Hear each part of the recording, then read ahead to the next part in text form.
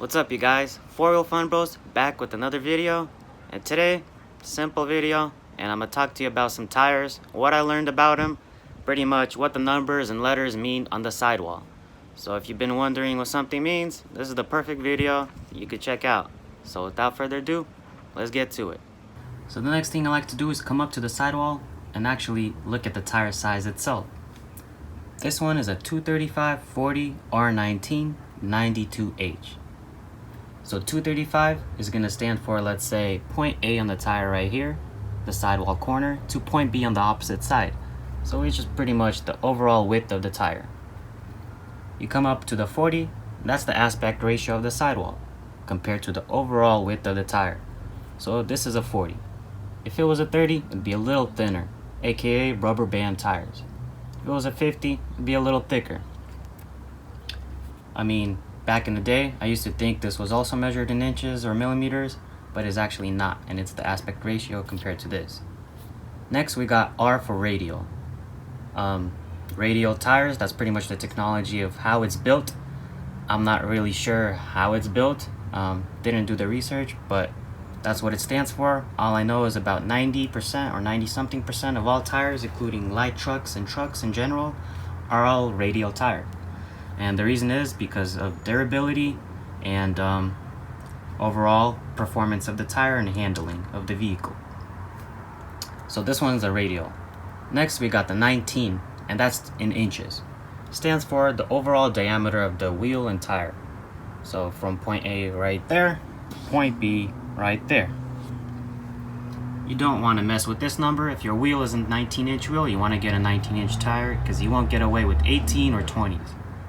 I know guys mess with this number, so say they get a 225 or 215, and this would go in a little bit, causing a little more stretched look. It's obviously, not really practical for daily use, but if you're into that stretched look, I mean, I do have a 240SX, and if say I was building it, I would want a little stretched look. Might not be as safe, but hey, aesthetics. But yeah, to each their own. Lastly, we got the 92H. That stands for the speed rating of the tire. The H in this tire situation is 139 miles per hour. And it starts with Q, which is about 100 miles per hour speed rating, and Z of 149 miles per hour and over speed rating. But hey, you guys, doesn't give you legal coverage, to start speeding. So if you have a Z-rated tire and you get pulled over, I mean, you could say, hey, officer, I got these nice ZR tires. He might laugh and chuckle, might let you get away and slide, but probably not. So don't recommend doing that. Alright, we go to the opposite side, just zooming along the sidewall. What most tires do have is like a letter in front of this number. So in this situation, it's a passenger car, so it should have a P. And if it's a light truck, it will have LT, or T for truck. So 235, 40, 19, blah, blah, blah, radial tubeless. You keep going. Then you see DOT and this number. DOT stands for Department of Transportation, and this is the actual number of the tire. So kind of like a VIN number of a vehicle. Don't know what this means, but I could tell you about this. This is the production date of the tire itself, when it was made.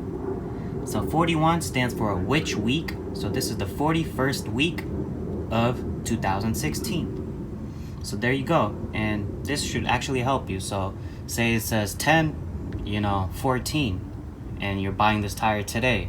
So that could be like, a 4-year-old tire that you're buying already.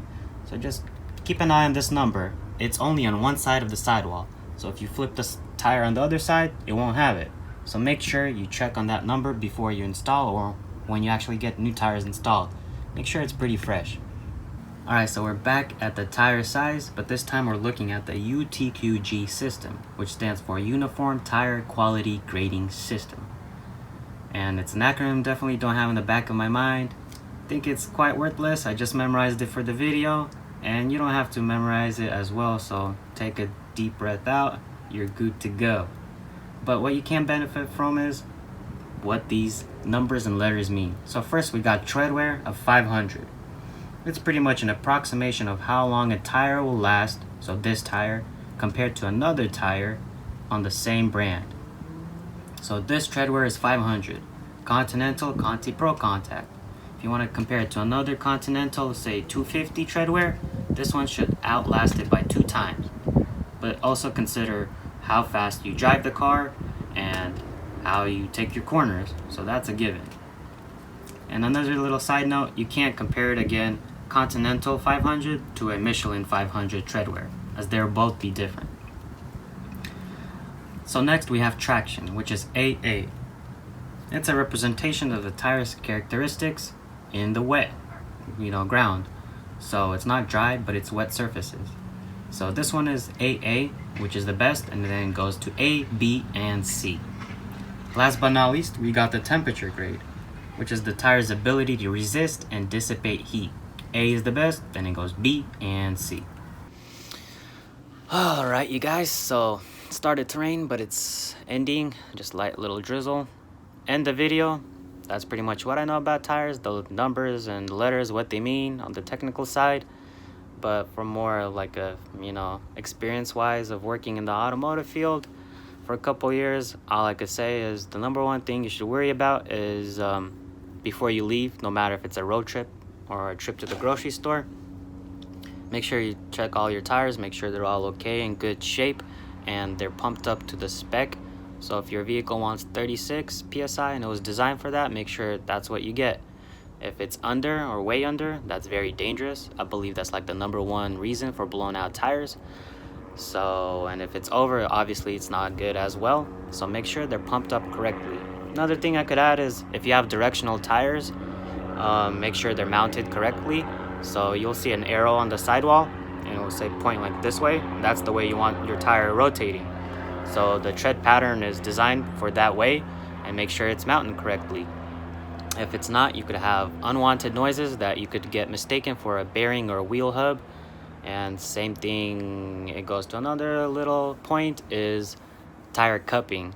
You might have heard of it. I did not know what it was until I started working on vehicles, but it's uneven wear on the treadwear right there, or the inner portion of the tire like that.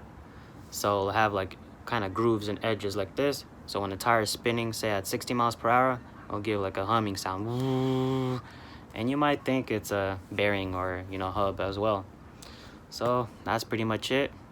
Thanks for watching. 4 Wheel Fun Bros, we out.